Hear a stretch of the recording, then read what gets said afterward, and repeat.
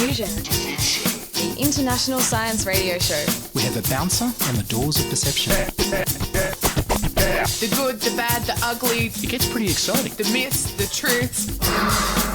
Toxicology. Astroseismology. Magnetism. The dark side. Genetically engineered potatoes. Planetoid. I love that word.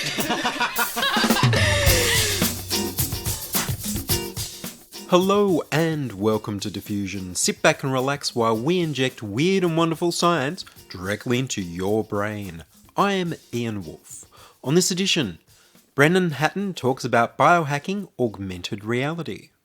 But first up, here's the news. The biggest infrastructure project in the history of the world is to run at a profit. The Turnbull federal government has selected South Australia to build a $145 billion nuclear waste dump that will operate for 1,000 years. It's currently explicitly illegal to build a nuclear waste dump in South Australia because people got so angry last time the government tried to do this. So there's been a Royal Commission and citizens' juries to explore and discuss changing the laws. The Royal Commission's report says that the nuclear waste that's dumped would need 300,000 years to become only as dangerous as freshly mined radioactive uranium. They hope at best for their containment barriers to last 100,000 years, which is only a third of what they need. What's 200,000 years short between friends? So the Commission report recommends that the government run the nuclear waste dump for just 100 years, until it's full, and then to monitor it for only the next 1,000 years. Discounted from 300,000 years to 100,000 years to 1,000 years to 100. This still makes it the biggest infrastructure project in the history of the world, as nobody has built something to operate for as long as 1,000 years. It will take deep time engineering. It will also take deep time communications. In the last 70 years, no nation has worked out how to isolate high-level nuclear waste for the length of time it remains dangerous to humans. The report makes clear that the planned technology still falls short. Over the last 20 years, successive Liberal National Australian governments have run with the idea of dumping nuclear waste on Aboriginal land in West Australia, South Australia and the Northern Territory. Here's how that ping-pong between Liberal National and Labor governments, anti-nuclear groups and Aboriginal owners of the land looked. In 1958, Australia's first research nuclear reactor opened in New South Wales. It generates medium and low-level radioactive waste. In 1998, the Howard Liberal National Federal Government announced that Pangaea Company will build a national radioactive waste dump at Woomera in South Australia. Above ground for the most dangerous high-level waste and underground for the less dangerous low-level waste. The exact opposite of international recommendations. In 2003, the federal government decided that Woomera in South Australia will be a low-level radioactive waste dump. The federal government threatened to cut South Australia's science budget if Premier Rann doesn't agree to build the dump. The South Australian government lost a federal court case against the Australian government using compulsory purchase of land at Woomera for the nuclear dump. The South Australian government appealed. In 2004, the federal court ruled that the compulsory purchase is unlawful, and the Australian government decided not to contest the decision. The Howard Australian government abandons the national nuclear dump idea and declares that instead, every state must build its own separate nuclear waste dump. The very same Premier Rann turns around and agrees to investigate building a nuclear waste dump with the company running the Olympic Dam uranium mine in South Australia. However, he doesn't build a nuclear dump. The Western Australian Parliament passed the Nuclear Waste Storage Prohibition Act 1999. In 2004, the South Australian Parliament finally passed the Nuclear Waste Storage Facility Prohibition Act 2000. Pangaea then changed its name to the Association for Regional and International Underground Storage and has interest from Belgium, Bulgaria, Hungary and Switzerland. Russia has expressed interest in being a dump for world nuclear waste, but hasn't taken any steps. In 2005, the Howard Federal Government's Department of Defence announced a nuclear waste dump for somewhere in the Northern Territory, which will also take research-generated nuclear waste from New South Wales. South Australian Premier Rann campaigned against that as well. His concern apparently being the danger of the transport of radioactive waste across large distances, with the higher chances for accidents, as opposed to just being against radioactive waste dumps in general. In 2007, the Howard Liberal National Government names the Aboriginal-owned Muckaty Station in the Northern Territory as the future nuclear waste dump. The Aboriginal owners took the government to court and won. The federal government abandoned plans for Muckaty Station as a national nuclear waste dump. Fast forward to 2015, former ANSTO chairman Ziggy Switkowski promised that South Australia could earn billions of dollars by permanently storing nuclear waste for the whole world. The Labor South Australian Premier Jay Weatherill announces a royal commission to investigate the idea. Senator Christopher Pyne is named the federal minister in charge of the radioactive waste dump, industry and science. In 2016, the Royal Commission's report recommends that South Australia could make billions of dollars by taking up to 13% of the world's high-level radioactive waste. Wallabadina Station near Barnadoota is named as the site for the 1,000-year dump. Currently, no nation on the Earth permanently stores nuclear waste underground. Finland hopes to start storing its own waste by 2020. Sweden and France have good intentions, but no firm dates for when they will start. The South Australian Premier Jay Weatherill told ABC that there were 390,000 tonnes of high-level nuclear waste in world inventories, all generated from nuclear power stations and all needing to be buried deep underground. He's argued on TV and radio that because Australia sells the nuclear fuel, we have an obligation to take back the waste. Unfortunately, Australia sells 30% of the world's uranium fuel, but the dump will only hold 13% of the waste. Of course, if you run with that argument anyway, then Australia is also responsible for the pollution from all the coal we sell, and the carbon dioxide emissions of our customers should be added to Australia's emissions. We would have an obligation to drastically reduce our emissions in a way that contradicts Australian government policy. The government intend to charge other nations up front for the storage, so the money can be spent immediately. The report explains that they will use an investment bank to pay for another 1,000 years for the profits. No inflation or other possible changes to economics or society across 1,000 years are taken into account. No company or nation-state has ever profited from 1,000 years of compound interest. There's no explanation of why the site will be abandoned, but checked for 1,000 years and then merely avoided for the next 299,000 years. No effort has been made to explain how we communicate the danger of the dump to our descendants, who at best won't be speaking 21st century English forever. If the ancient Romans had used nuclear power, we'd still be safeguarding their waste, and the money would not have lasted. Given that one of the strongest arguments against nuclear power is the unsolved problem of nuclear waste, it seems to me that not only would the dump be used to justify Australian nuclear power stations being rolled out, but nuclear power being accelerated all over the world.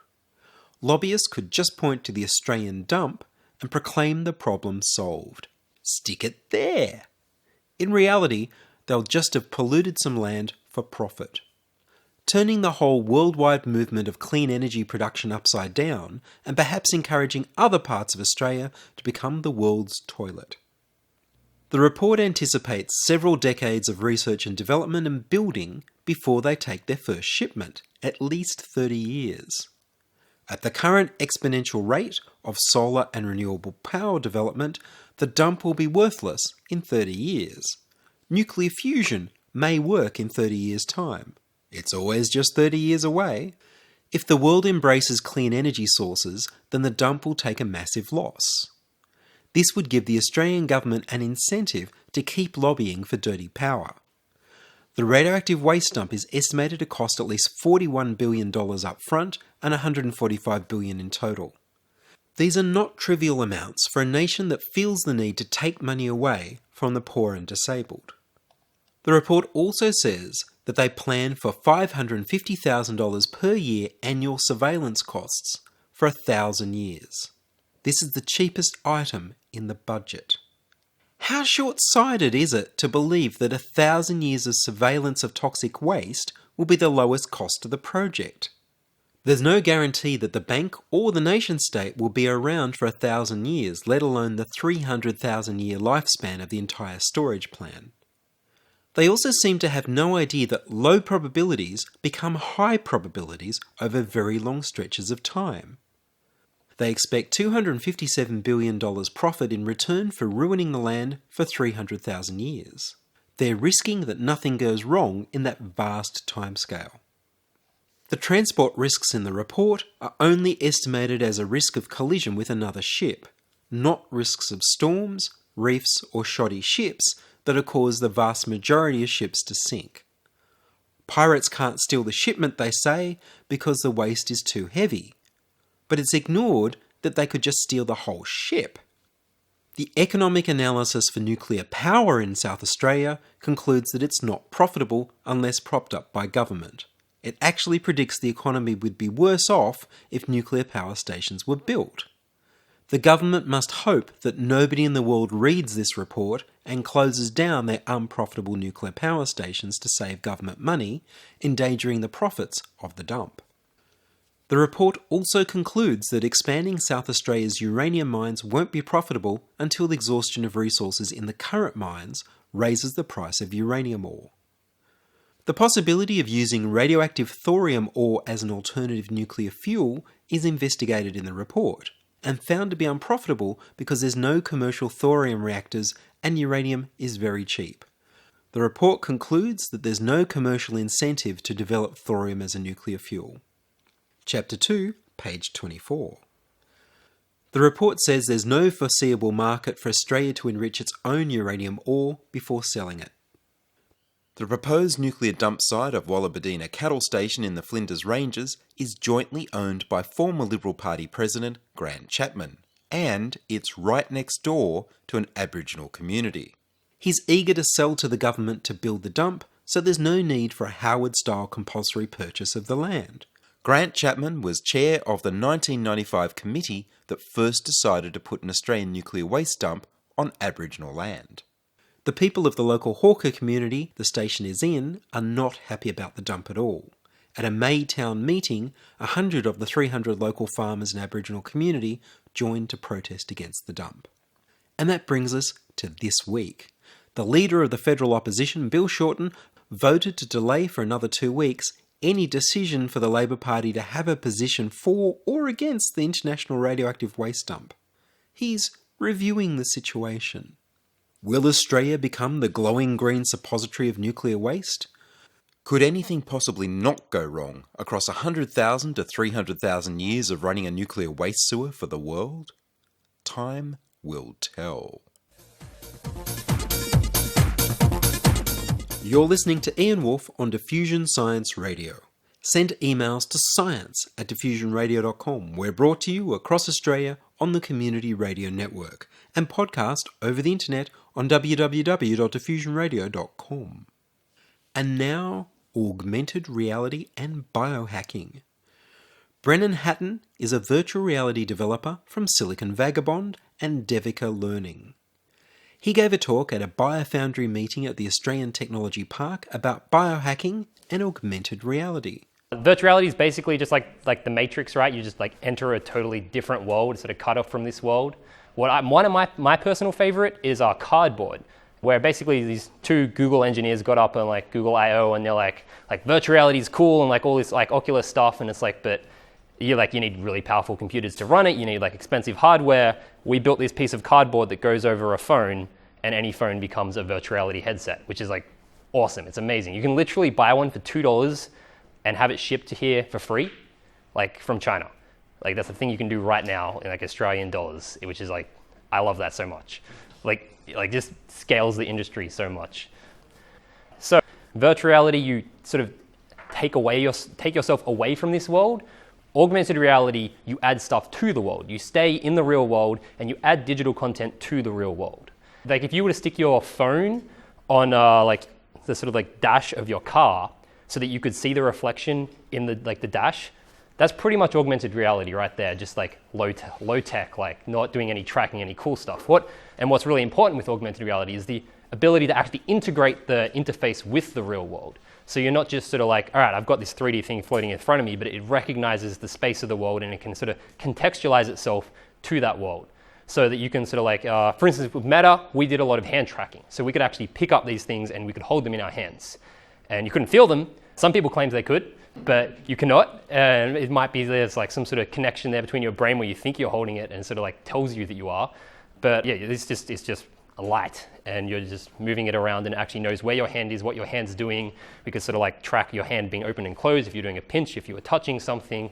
Sort of really like basic interactions, but of course like as well really advanced interactions. It's sort of like it's somewhere in between depending on who you're talking to. Like the internet was the platform for sharing knowledge, and virtual reality is the platform for sharing experiences. Unity is what I recommend to start off with. It's a game engine. A lot of sort of virtual reality development tools come from game tools because they're sort of creating 3D worlds. And same with like augmented reality is now piggybacking off of virtual reality. But yeah, Unity is pretty much like a 3D modeling tool more than like a scripting sort of like tool. Like you just drag things together and you're like, yeah, I want like this thing over here. I want it to be this color. And then like I want like that thing there to have gravity and physics on it. So when I hit it, it drops. So a bunch of all different technologies came together to get to this point. One of them is resolutions of the displays and having sort of high-res small displays and the sort of how accessible, how cheaply they're made thanks to smartphones. And two is the IMU, which is basically that thing in your phone that knows when you shake it and knows like which way you're facing.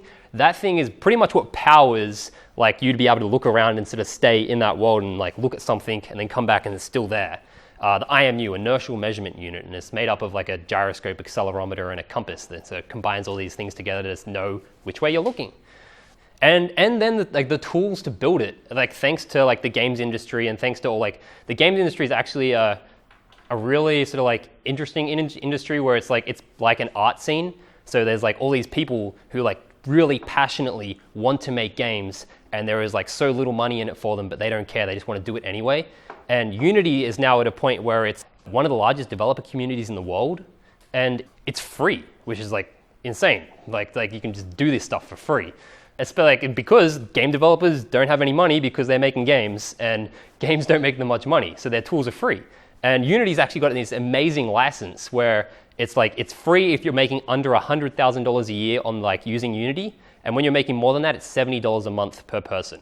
Flat. So it's not like they take a chunk of your VR app or whatever. It's just like they cap it at that, which is like I think totally fantastic. There are like lots of like Unreal's really cool, but theirs is free until you start making a certain amount of money, and then they take a percentage of what you're making, and like that's not as friendly. But Unreal is also another cool game engine that you can use to build VR AR apps. I met up with him after the talk and began by asking him, what have you been doing in the biohacker space? So I recently sat down with Meow at his house one afternoon and built a protein visualizer where basically you can view proteins in virtual reality, so 3D sort of sitting in front of you, and sort of just play around with them and actually see what they look like up close and personal. Meow is one of the co-founders of the BioFoundry, and so you're looking at proteins using what sort of way to visualize them? Basically just a mobile phone with Google Cardboard, which is a sort of cheap $2 hardware that you can attach to a phone to allow it to do virtual reality and augmented reality.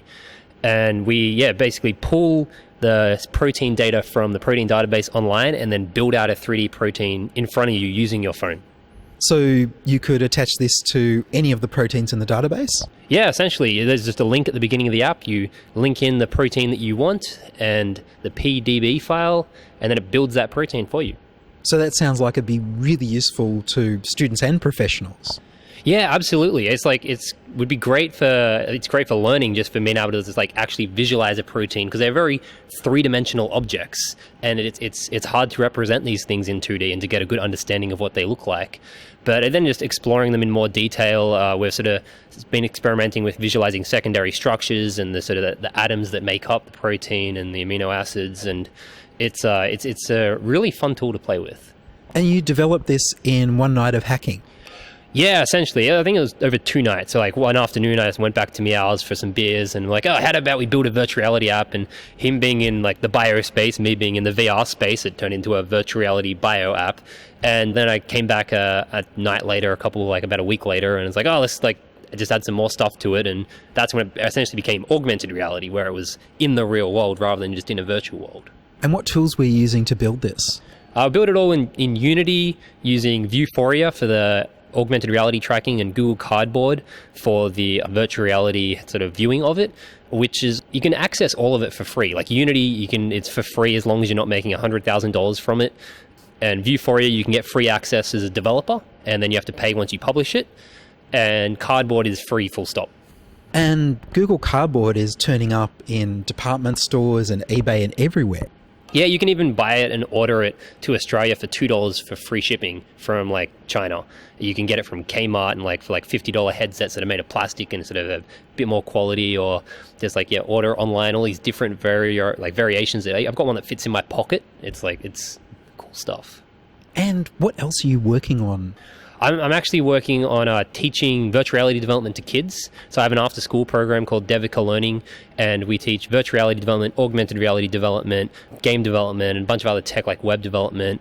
And like, it's totally beginner level. I also build virtual reality games. So I've got a virtual reality game for events, schools, and venues, where basically you can have like 3 people in virtual reality, and then anyone else in the bar or anyone else in the event can attack those people from their phone. They just pull out their phone and they can attack the people in virtual reality. And so like reality versus virtual reality. And you've worked with the Meta company. Yeah, I spent 3 years working at Meta. I was one of the early employees there when they first went through Y Combinator. And it was great fun. Like, I saw the company grow from 7 people to about 100 people, and we actually lived in a mansion on top of Silicon Valley that had it was crazy. There was 40 of us living in this one house, living and working there, with like this huge house, big pool, and like there was like an apple orchard. And actually the world's largest private tank collection was in our backyard. There were 250 war tanks and 2 miles of miniature train tracks. And the house was like built and designed by the architect of the Golden Gate Bridge. It was like an absurd experience. It was like something I've never heard of really anyone going through. It's like the movies do a poor job at representing what actually happened. And like I at one point was living in this we called the crow's nest. It was like the top of this stairwell with like little open part where you could just like see from like all across the valley. It's absurd, but it was fun. It sounds like a place you should build in virtual reality. Yeah. I mean, that's I don't even know how to respond to that, to be honest. And so Meta have created a augmented reality headset. Yeah, so it's basically, you got virtual reality where you go into the virtual world, and augmented reality is different. What Meta does is not virtual reality, it's augmented reality. So it projects essentially like digital content into the real world, which has a transparent display. So the display is actually made of glass. You can still see the real world, but then you can see digital content in the real world too. So you could actually have like your sort of 3D model floating on the table in front of you, and then you could pick it up and move it around. And can you tell me about SimX? Yes, SimX was one of the companies sort of mentored at Meta, and they were using Meta to build a training tool for emergency medical technicians. Basically, they'd project a holographic patient onto a table and then allow to do training with a holographic patient. So it's like, oh, like check out what's wrong with it. So it's like, oh, he's got like a laceration on the back of the head, and he's got like a bruised knee and sort of a cut here. But oh no, he's like going into an anaphylactic shock, and you can actually pull out a physical needle, stick it into this holographic patient, and then the patient calms down. And it's like, okay, good. You treated that before you treated the cut. That was like, you did well in the training. And you talked about a virtual lab. So Labstar is essentially like a virtual reality lab where you can go in and just do experiments, and they're creating like simulations so that you can actually pull off like real life experiments without any of the hardware or equipment anywhere in the world. It's really exciting stuff, and it's going to like reduce the barrier of entry to just doing experiments, actually having access to like this sort of technology greatly. It's really exciting stuff. Isn't there a danger though that if it's all simulated that you can't discover anything that hasn't been written into the virtual simulation? Yeah, if it was all simulated, but they can do things like actually connect it to physical lab stations and have labs actually run these tests. And they're talking about actually sort of simulating all the foundations of like what these experiments would require to actually be able to predict the accurate results of their undone experiments, essentially. So if people want to get into AR and VR, where should they start? Well, the best place I would say is go to Unity. Unity is a game engine for building 3D worlds, and there's plenty of free tutorials online. It's a free tool, and you can just get in there and actually just sort of start creating your own 3D worlds and just making virtual reality, augmented reality applications. I think virtual reality is still in its early days, and so is augmented reality, but I like comparing this to the invention of television. Virtual reality is sort of like the beginning days of television, and they haven't even invented color television yet. Like that's when light field technology is going to come out, and augmented reality is going to be much more mobile and accessible. But it's really exciting days, and I think that's a good way to think about it. Well, Brendan, thank you very much. Yeah, thank you. That was Brennan Hatton talking about biohacking and augmented reality. And that's all from us this week on Diffusion. Would you like to hear your voice on radio? We need more people contributing stories to Diffusion.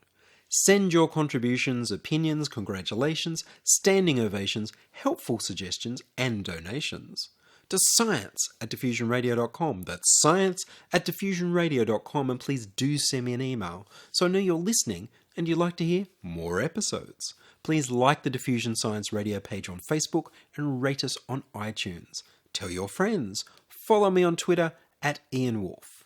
The Patreon page is at patreon.com/diffusionradio. Checking production was Charles Willock. I produce Diffusion, which is broadcast around Australia on the Community Radio Network, including 8CCC in Alice Springs and Tennant Creek, 2NVR in Nambucca Valley, and 3MBR in the Mallee Border districts of Victoria and South Australia. Diffusion is syndicated globally on the National Science Foundation's Science 360 internet radio station and also on astronomy.fm. Subscribe to the podcast on the Diffusion website, www.diffusionradio.com. That's www.diffusionradio.com, and check the website for links, photos and videos about this week's show. If you enjoyed the show, you can explore more than 850 previous episodes archived on diffusionradio.com, where the shows are labelled by keywords so you can focus in on the stories you want to hear. Subscribe to the Diffusion YouTube channel at youtube.com/c/diffusionradio. I'm Ian Woolf. Join us inside your audio device of choice for more science wondering next week on Diffusion Science Radio.